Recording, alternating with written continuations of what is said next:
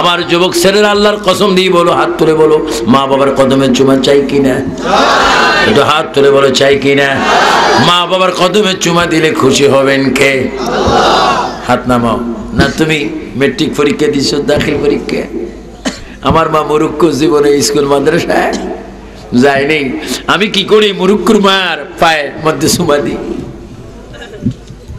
খবর দাও, এই দেশের সর্বোচ্চ মানুষ প্রেসিডেন্ট, মাননীয় মহামান্য রাষ্ট্রপতি, বর্তমান রানিং প্রেসিডেন্ট জিল্লুর রহমান সাহেব, ঠিক কিনা? উনিও যদি ব্যস্ত যেতে হয়, তার মায়ের পায়ের নিচে তার ব্যস্ত। আমাদের সকলের ব্যস্ত কার পায়ের নিচে? বলেন, মা এবং বাবা। কি বাবার কথা একবারও কইতেন না উনি? বাবা তো গাল হুলে এলেব, কি আঙ্গুরে তো কথা কয় না। হ্যাঁ, আমিও তো বাবা। আমি 4 ছেলে 2 মেয়ের বাপ। হ্যাঁ, 1 ছেলে 1 মেয়ে মারা গেছে, জামাইও আছে, নাতিও আছে। আমিও যদি মরি, আমার ছেলে আমার জন্য দোয়া করবে, যদি আমার মা বাবার জন্য আমি দোয়া করি। তুমিও যদি তোমার মা বাবার কবরের পাশে যাও, তুমি বললে তোমার ছেলে, তোমার মা বাবা তোমার কবরে যাবে। তুমি যদি না যাও, তোমার ছেলেরাও যাবে না। তুমি যদি কোনো মহিলার কষ্ট দাও, তোমার মেয়েরা আর পুরুষে কষ্ট দিবে, ঠিক কিনা? আর একটু যদি বল, ঠিক কিনা? এজন্য ওলি আল্লাহ শুধু মাজার ঘুমাইলে হয় না, ওলির বহু ক্লাস আছে। যারা মিথ্যা কথা বলে না, ফরের হক মারে না, সুগুলখুরি করে না, সুদ ঘুষ থেকে মুক্ত, সমাজে কাউকে কষ্ট দেয় না, সুন্দর করে নামাজ পড়ে, টুপি মাথায় দেয়, দাড়ি রাখে, মেসওয়াক করে, নবীর জন্য পাগল হয়, মিলাদুন নবীর কবর শুনলে জান দেওয়ার চেষ্টা করে, এই সমস্ত বন্ধ 1 নম্বর ওলি। সুবহানাল্লাহ করুন, এরা ওলি। আমার ভাইয়েরা, হযরত আব্দুল কাদের জিলানী রাদিয়াল্লাহু তাআলা আনহু মায়ের কাছে গেলেন। মা, ও মা, আমি একটু আপনার সাথে একটু কথা বলবো। সুবহানাল্লাহ বলেন। কি বলবো বাবা? মা, শীতকালে হোক গরমকালে হোক, আপনার বুকের অনেক দুধ খেয়েছি, কিন্তু আপনি একটু দুধের দাবির থেকে আমাকে মুক্ত করেন। সুবহানাল্লাহ বলেন। দুধের দাবির থেকে মুক্ত করেন। বরুরার হোলাইন গুণ আইসনি? হ্যাঁ, আমার নেওয়ার লাই আইলে হাবের সাহেবের লোক দেখা করিবা, জানি না আইসি না না আইসি। কি মা, আমি আপনার পেটে ছিলাম, শুধু পেটে ছিলাম না, কিন্তু আমি গ্যারান্টি দিয়ে বলতে পারি, অন্য অন্য ছেলের মতো তারা মায়ের কলিজায় যেরকম লাথি মারে, আমি আপনার কলিজায় লাথি মারিনি। কারণ আমি যেইভাবে আপনার পেটে এসেছি, সেইভাবে একটু হাত পা নাড়াচড়া করিনি, আপনি ব্যথা পাবেন, সেখানেও আমি আপনাকে অনেক শ্রদ্ধা করেছি। সুবহানাল্লাহ বলেন। কিন্তু আমরা কিছি, মা জন ভাত খাইতে বসছেন, পাগুলো এমনি এমনি লারি কলিজার মধ্যে লাথি দিস, মারে লাথি দিস। মা এই বাতের নালা গালে দিচ্ছেন, এমনি ফোলা গর্ভের ভিতরে কি দিছে? মা একটু আহ করে নেই, কত কষ্টে বাটটা খাইছে। আর মনে মনে বলে, আল্লাহ, আমার জাদু আমার লাথি দিল, খবরদার তুমি তারে বদদুয়া রহমত গজব দিও না। কারণ লাথি আমার কাছে উত্তম, আমার সন্তান আমাকে লাথি দিচ্ছে, আমি মনে করতেছি আমার জাদু এখন আমার পেটে চিন্তা। আরো জোরে বলুন না সুবহানাল্লাহ। মার মনে কষ্ট দিন না। বিশ্ব ওলি শাহিন শাহ হযরত জিয়াউল হক মাঝভান্ডারী, তিনি মার মনে কষ্ট দেন নাই। ওনাদের ইতিহাস পড়বেন, খবরদার মাঝভান্ডারের খারাপ কইেন না।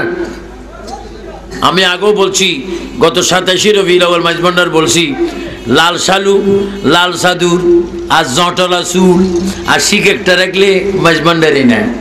মাঝভান্ডারে হবে নামাজ পড়লে, রোজা রাখলে, হজ করলে, যাকাত দিলে, কোরআন পড়লে, জিয়ারত করলে, পীর মুর্শিদের কদমে কদমে চললে, এটাকে 1 নম্বর মুরিদ বলা হয়। সুবহানাল্লাহ। নখ যদি বড় হয়ে যায়, নখের ভিতরে তো খন্ত খাদায়।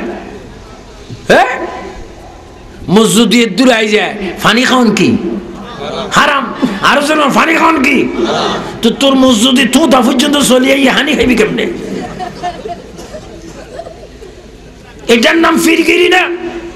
সেখানে আসা, হ্যাঁ আল্লাহর ওলি যারা মারফতের শ্রেষ্ঠ ওলি, তাদের নখ বড় হয়ে যায়, তাদের মোষ বড় হয়ে যায়। মোষ আছে কিনা তারা বলতে পারে না, নখ আছে কিনা বলতে পারে না, কারণ তারা হামেশা সব সময় আল্লাহর ধ্যানে থাকে। চিৎকার দিয়ে বলুন সুবহানাল্লাহ।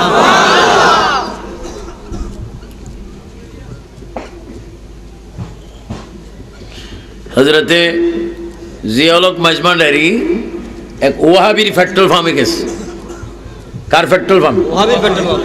ওমা আমি যদিও বান্ডারি নয়, সব কিতাব আমি পড়ি, কারণ আপনাকে দোয়ায় আমি নইল 2-3 লক্ষ ওলিদের মাজার জিয়ারত করছি। 2-3 হাজার না, 2-3 লক্ষ। সৌদি দেখেন সীমানা, সিরিয়া, মিশর, জর্দান, ইরান, ইরাক, হ্যাঁ আরব আমিরাত, ফিলিস্তিন, ইসরায়েল, এই সমস্ত দেশে আল্লাহ আমাকে অসংখ্য ওলির মাজারে নিয়েছেন। ইরানে আমি এক মাজারে গিয়েছি, সেই মাজারে এখনো আল্লাহর ওলির বাম পাও মাজারের বাহিরে প্রতি বুধবারে নখ কাটা হয়। ওয়াহাবিরা বলছিল এটা কিসের ওলি, মরি মাটি হয়ে গেছে, ঠাস করি ফা বাইর করে দিয়েছে 650 বছর পর্যন্ত ফা এখনো মাজারের বাহিরে নখ কাটা হয়। সুবহানাল্লাহ। সমরকন্দ, ইরান। আমার ভাইয়েরা, হযরতে এই জিয়াউল হক মাজমান্ডারি যার নামে কি আরো জোরগঞ্জ, যার নামে উনি এক ওয়াহাবি পেট্রোল পাম্পে ঢুকছে। তো ড্রাইভারে যাই, পেট্রোল পাম্পের বলতেছে আরে 2-3টা গাড়ি আছে, বাবাজান কেবলার গাড়িটা আসছে, একটু আমগরের তেলটা আগে দিয়ে দাও। তো ওই তো কয় পুরান পাগলার বাস জোটে না, নতুন পাগলের খবর নিয়ে আইস। তো জিয়াউল হক বাবা শুনছে এই কথা, কিরে আমরা কি নতুন পাগল নেই? বাবা এটা আপনি কেমনে শুনছেন, এটা তো আরো 50 হাত দূর হইতে না কইছে ম্যানেজারে, এই মালিকে, আপনি এটা শুনছেন কেমনে?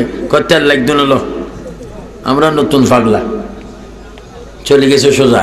যাই যেই বাড়িতে গেছে ফটিকছড়ি, ওই বাড়িতে যাই বলতেছে রে আমার একটু পানি দে, আর ওই খেরের আগুন, খেরের হারার মধ্যে কি জ্বলাই দিছে, আগুন জ্বলাই দিছে।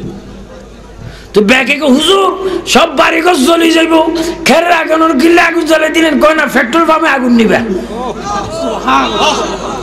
কোথায় আগুন দিছে? কোথায়?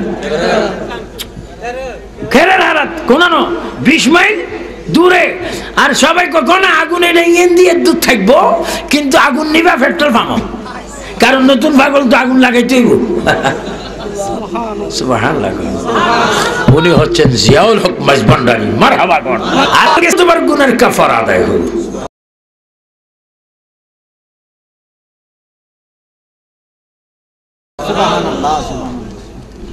আমি কোনো ওনাকে মুরিদও না, কিন্তু ওনাগর আবার সারিও না। ওয়াযিকরু সালিহিন কাফারা।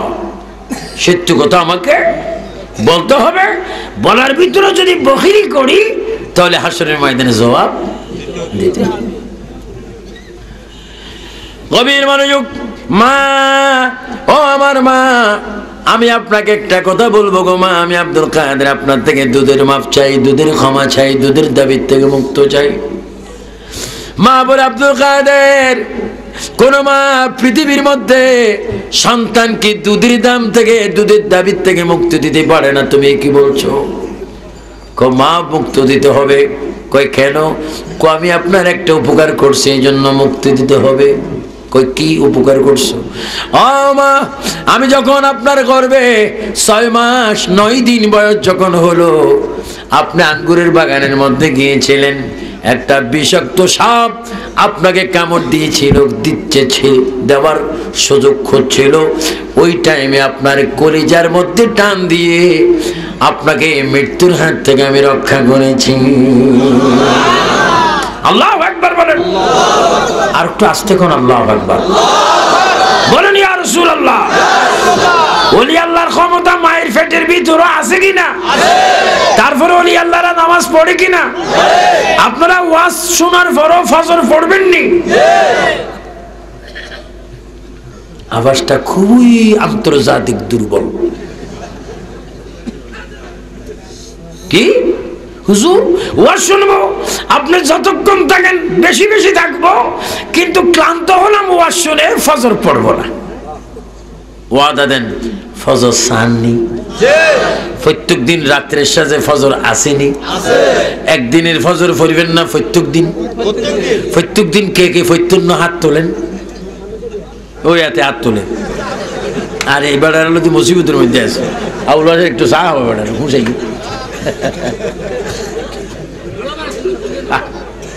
হ্যাঁ তিনি বুঝে না 10 টিকা নোট চিনে, 50 টিকাও চিনে। এটা সবাই জোরে জোরে বলেন আল্লাহুম্মা সাল্লি আলা মুহাম্মদ ওয়া আলা। একটু ফানি আলে চা ফেলেছে, তুমি কেটে ধরো। আল্লাহুম্মা এই ফুচ্ছু না ওয়া লায়ালি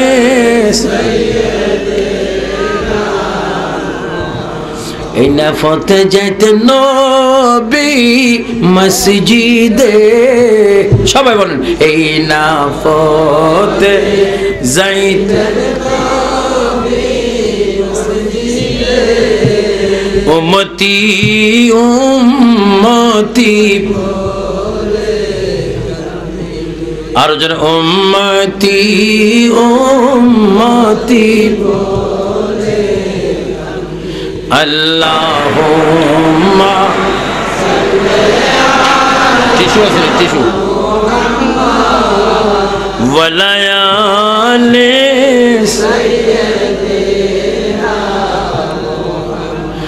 এই নাফতে যাইতেন নবী মসজিদে, সবাই বলো এই নাফতে যাইতেন নবী মসজিদে উম্মতি উম্মতি বলে কান্দিতেন। আল্লাহ একটু ডল এমনে এমনে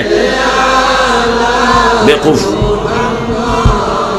ওয়া লায়ালি